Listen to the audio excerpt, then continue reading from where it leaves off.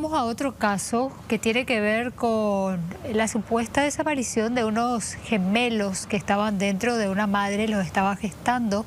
Fue a tres hospitales diferentes y después le dijeron que ya no tenía gemelos adentro suyo. Un misterio muy grande en torno a este embarazo. La madre denunció la supuesta desaparición de estos gemelos y se está tratando de dilucidar qué fue lo que pasó, Iván.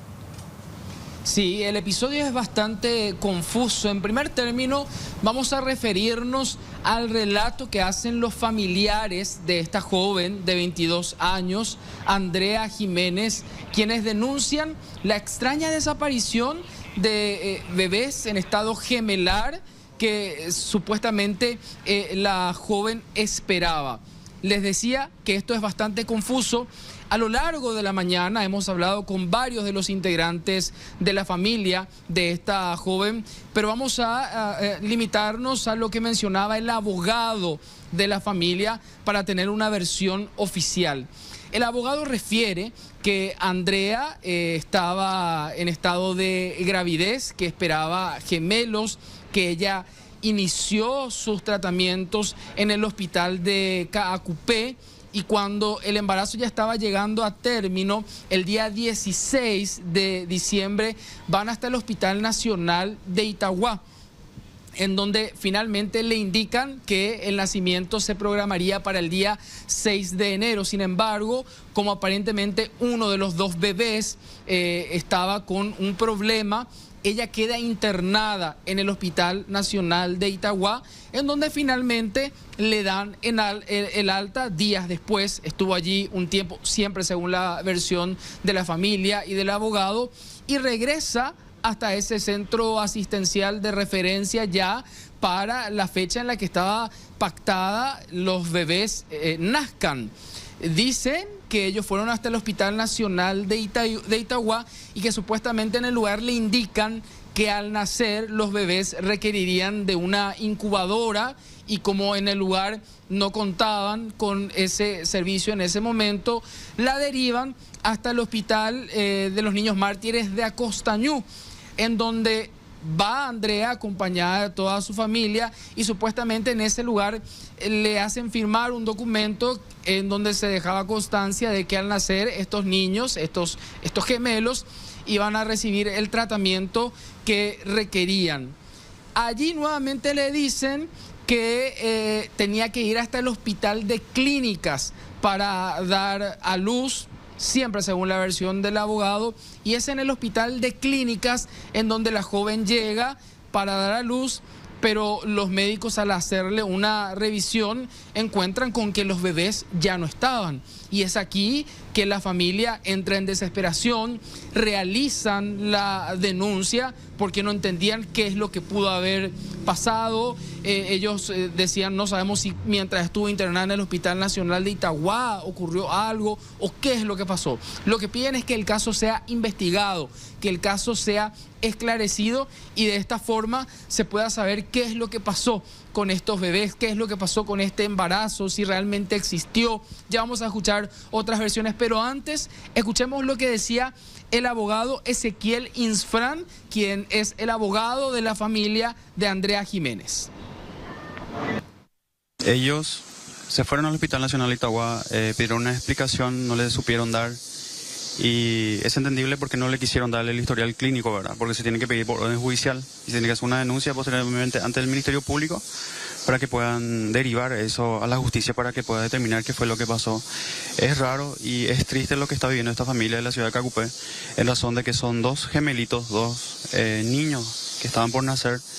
La madre es joven, el cuidado que tenía era bastante bien, se le hizo en el mes de diciembre un baby shower, hay fotos de eso, donde inclusive anoche tuve la oportunidad de hablar con una de las vecinas, la señora Ada Beatriz, el cual inclusive me dijo, toqué su pancita y se estaban moviendo las dos criaturas, porque para mí también existía una incertidumbre que era lo que realmente pasó con los dos niños, ¿verdad? A raíz de eso, hoy a la mañana vine acá en el hospital, hablé con la señorita Andrea, le expliqué la situación de lo que llevaba a hacer la denuncia, qué fue lo que pasó. Ella todavía consternada, asustada y horrorizada, queriendo la explicación de en qué momento se le había quitado sus dos niños. Según manifestaciones, ella me dice que en el Hospital Nacional de Itagua, prácticamente en el mes de enero, entre el 9 y el 13 de este mes, hubo una situación donde ante los inyectables que ella le iban aplicando, llegó a sentirse mal, no llegó a verle a su familia creo que un día aproximadamente, y son situaciones así que llaman poderosamente la atención ante de dónde se fueron a parar los dos niños, porque la familia quiere saber, y el hecho es grave. Ellos quieren saber qué fue lo que pasó con los niños, si nacieron muertos, si quitaron. Bueno, realmente en los términos en que está explicando el abogado, efectivamente hay que tildar de grave el suceso. A ver, tratando de hacer de nuevo una cronología, ya el periodista el periodista Iván Páez dio a conocer una suerte de itinerario del caso de esta joven. El Hospital Nacional de Itagua, sí, con todo lo que ya se dijo, y vamos a escuchar al director del hospital en un ratito, el de Itagua. Pero hubo un recorrido supuestamente, Hospital de Itagua, el Hospital de Niños Mártires Acostañú. En un momento dado también hubo un foco de atención en un hospital regional de Caacupé, donde supuestamente ordenaron y se realizó una ecografía que incluso se publicó. Supuestamente la ecografía es una fotografía que bajaron de internet, pero esa ya es una presunción. Más que presunción, el médico que supuestamente ordenó tenía allí escrito el nombre del médico que supuestamente ordenó, nombre y apellido. Ya el médico lo desmintió. Pero a ver, tratemos de hacer las cosas entonces cronológicamente. En primer lugar, la consulta en el Hospital Nacional de Itagua. Según el director, el doctor Miguel Ferreira, la primera consulta que tienen un registro en dicho hospital ocurrió el 21 de noviembre. El 21 de noviembre. La segunda, el 9 de enero. En noviembre, supuestamente a través de la palpación, un método también para detectar si hay o no embarazo, efectivamente se pudo comprobar un estado de gravidez. Pero en enero ya no existía dicho embarazo. A ver, vamos a remitirnos a escuchar la versión del director del Hospital Nacional de Itagua, Miguel Ferreira. Ella tiene acá en el hospital 2 consultas nada más. La primera consulta hizo con nosotros el 21 de noviembre del 2024. 21 de noviembre del 2024. Tenía un embarazo en ese momento de 31 semanas y se le evaluó acá, se le hizo todo el examen ginecobstétrico, se solicitó laboratorio, todo eso para su control y se fue de alta nuevamente, vino a una consulta. Posterior a eso, ella registra una nueva consulta en nuestra institución el 9 de enero del 2025. Pero en esta oportunidad, la consulta de ella fue ya, digamos, a ver cómo puedo decirte, ya no estaba embarazada, ya, digamos, en post embarazo, digamos. Posparto. En la historia clínica acá del paciente y en la evaluación del examen físico ya no se constata embarazo. A ver. Se le examinó en esa oportunidad, ella tuvo con unos síntomas ginecológicos que se le examinó, no se encontró nada urgente, nada raro. Los colegas le solicitaron análisis de rutina y una ecografía para ella. Y se retiró nuevamente del hospital. Bueno, ¿en qué momento, Iván, apelo también a tu conocimiento de esta cronología que estamos haciendo, le indican entendemos que ya fue después de la última consulta, supuestamente, es la versión de la mujer, su familia y también su abogado, le dicen que no podía quedarse allí porque no había incubadora. Y entonces comienza una suerte de recorrido para ver cómo solucionaba el inconveniente. Incluso, supuestamente, fue derivada hasta el Hospital Niños de Acostañú y finalmente va a terminar en el Hospital de Clínicas.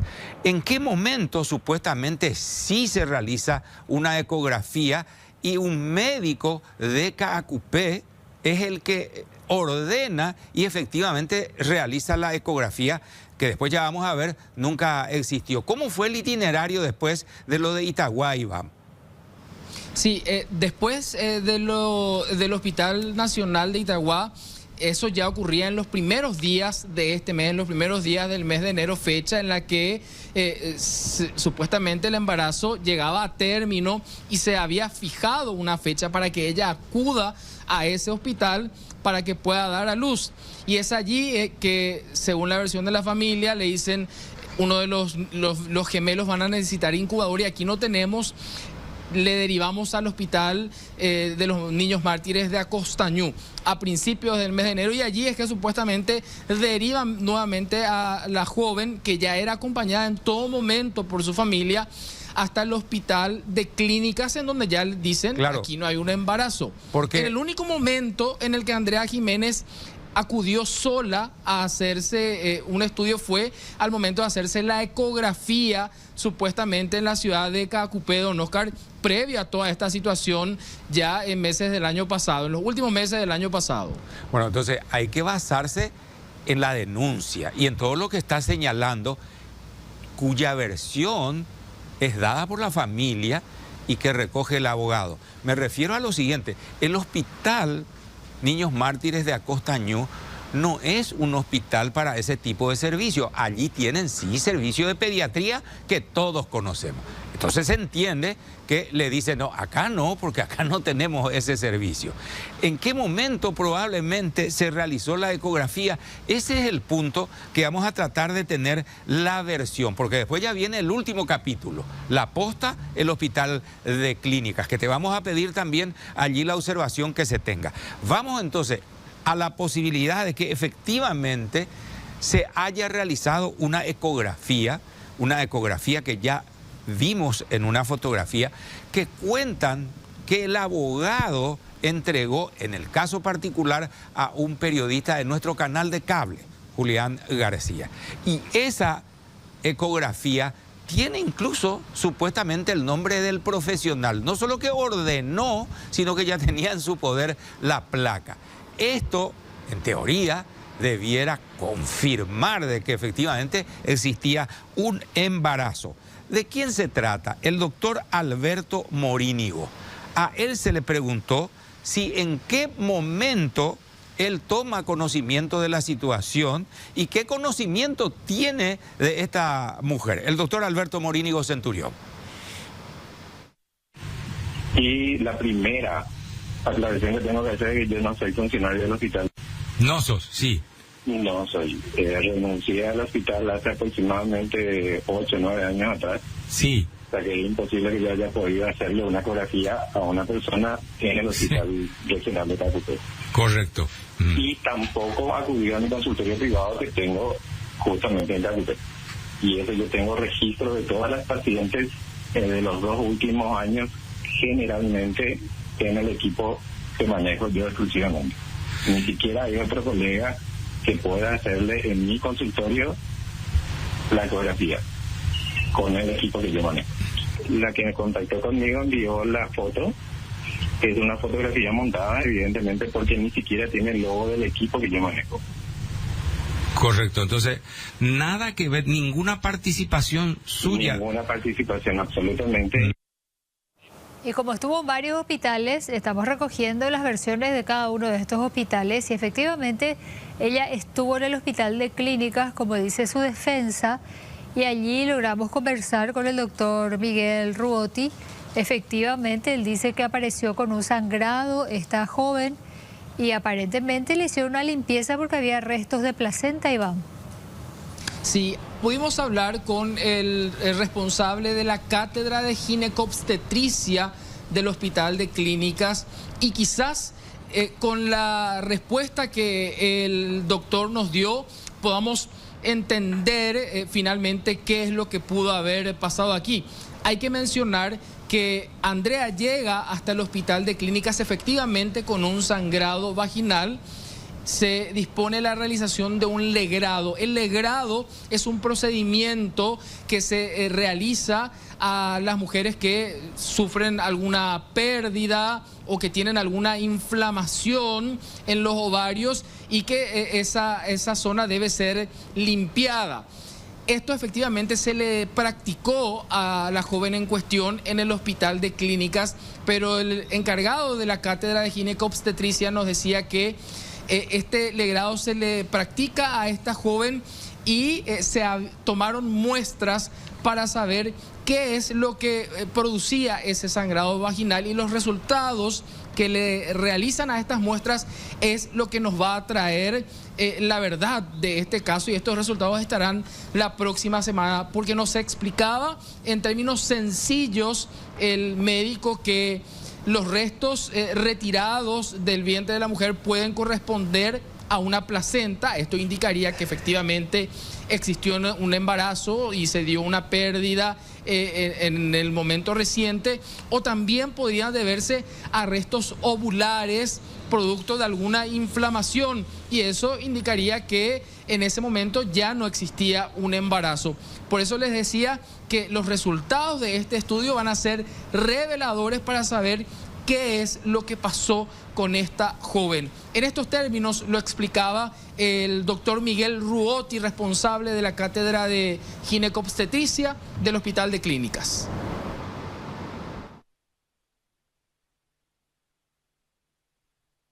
Ella llega el día lunes aquí al servicio de urgencia refiriendo sangrado vaginal. Dentro del examen que se le hace se realiza una ecografía en la cual se constata que el tejido que normalmente la mujer menstrua estaba más grueso, con unas imágenes ecográficas que podrían corresponder a restos ovulares, que son, lo llamamos así técnicamente, pero realmente es parte de la placenta si es que fuera, solo que la ecografía no me puede confirmar ese detalle. Con ese diagnóstico de una sospecha de presencia de restos ovulares se hace entonces un legrado o lo que se llamaría un curetaje para sacar lo que podría estar adentro produciendo el sangrado.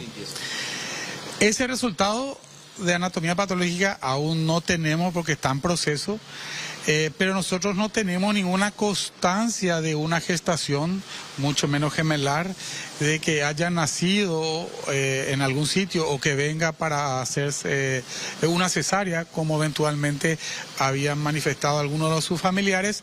Eso no nos consta y no tenemos ningún tipo de registro, tampoco de lo que pudo haber pasado fuera de la institución. ¿En cuántos días estarían estos resultados finales que van a servir ya para esclarecer todo este caso, doctor? Y estarían básicamente la semana que viene el resultado de anatomía patológica, que lo que nos podría decir es ¿estuvo embarazada o no estuvo embarazada? Eso sería el resultado que nos podría dar, porque si vemos que realmente hubo placenta y no salió toda la placenta, entonces sí hubo un embarazo. Bueno, dentro de todo esto, y ya comenzaban a plantearse el día de hoy, no nos corresponde juzgar si es cierto o no, la denuncia es tal cual.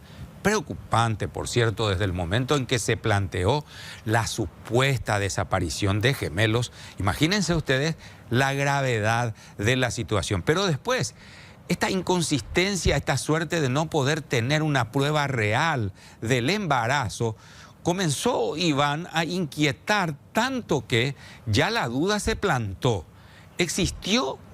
Mateo, ¿existió o no existió realmente el embarazo?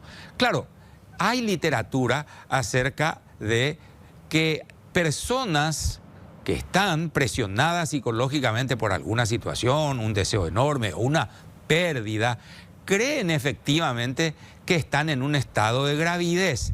Y resulta ser que incluso nos decía un profesional hoy, físicamente eso se puede manifestar, Mateo.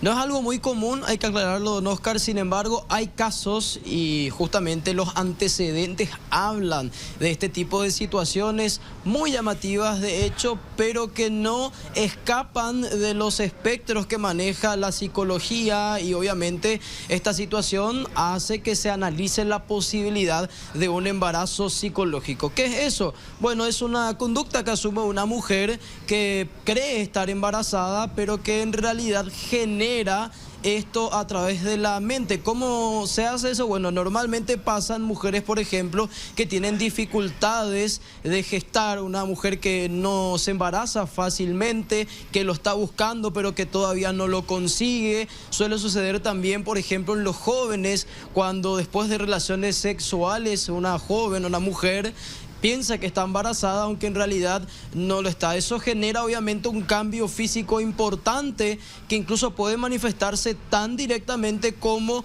justamente los síntomas o las evidencias que manejan sobre este caso. ¿Se ajusta o no a la realidad de lo que estábamos relatando desde hace minutos? Para la experiencia y el análisis que hace la psicóloga especialista en el área, hablamos de Fiorella Bacotti, puede ser que sí, atendiendo por supuesto estas características que les mencionábamos. Reiterando que no es algo común, que suele darse normalmente en situaciones muy particulares como las que les mencionábamos, pero sí es una posibilidad. Podemos escuchar el análisis de la especialista. Por lo general, los casos que se conocen tienen que ver con, de repente, un deseo grande de estar embarazada, posiblemente una pérdida anterior, posiblemente una imposibilidad de quedar embarazada a nivel clínico, ya un diagnóstico, o dificultades para gestar. También podría ser, en otros casos, el miedo a haber mantenido relaciones sexuales y estar embarazada. Es compatible porque llega a haber un convencimiento tal, ¿verdad?, de que a pesar de saber o tener las dudas de que realmente esto no fuese así, ya es como que se arma en su cabeza todo lo relacionado a esa dulce espera, como se le suele llamar, ¿verdad? Y claro, evita las ecografías, evita estudios certeros por ese miedo a que finalmente esta fantasía termine, ¿verdad?